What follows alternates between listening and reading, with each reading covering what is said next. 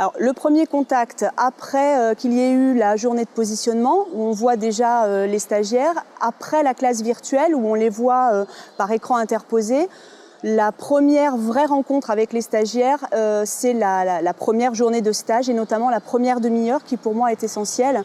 On s'attache énormément à inscrire vraiment cette demi-heure pour que ça leur permette d'ancrer vraiment dans les souvenirs. Et hormis les présentations entre stagiaires, formateurs, je m'attache tout particulièrement à leur raconter l'aventure qu'ils vont vivre au travers d'un dessin et d'étapes, de marches à franchir pour atteindre leur objectif, c'est-à-dire la certification.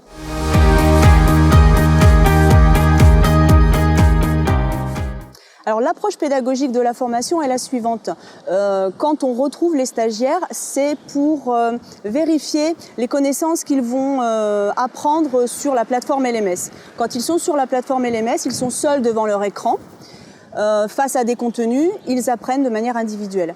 L'idée, quand on les retrouve, c'est de voir où ils en sont dans leurs connaissances et de voir s'ils ont compris et de voir comment ils appliquent ensuite sur le terrain. Ça, de manière graduelle, on a toute une année pour les accompagner là-dedans.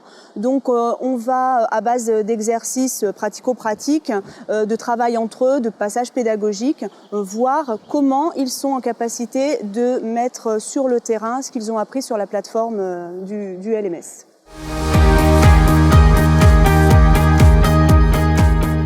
Alors, la motivation, c'est quelque chose d'essentiel chez les stagiaires.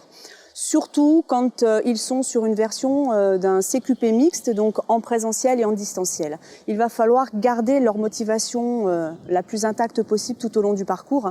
On va travailler sur le sentiment d'autonomie, donc voir à quel degré ils sont capables de travailler de manière autonome. On peut travailler aussi sur la notion de compétences, mettre en avant les compétences qui graduellement vont monter.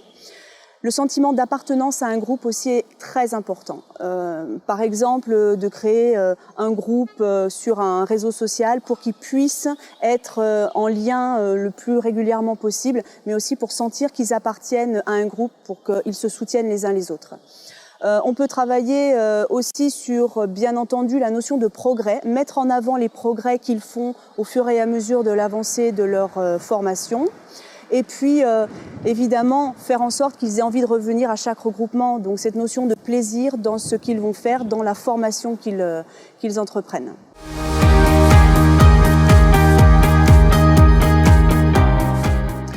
Alors, le futur stagiaire qui rentre en formation du CQP Blended Learning, le conseil que je donnerais, c'est tu t'es fixé un objectif, celui d'avoir ton CQP. Donne-toi tous les moyens pour y arriver.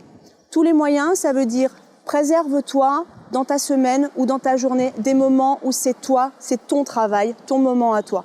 Préviens ton entourage que tu entreprends une grande aventure qui va te demander du temps, de l'investissement, pour que tout soit réuni, pour que tu sois dans un contexte propice au travail, favorable pour atteindre ton objectif.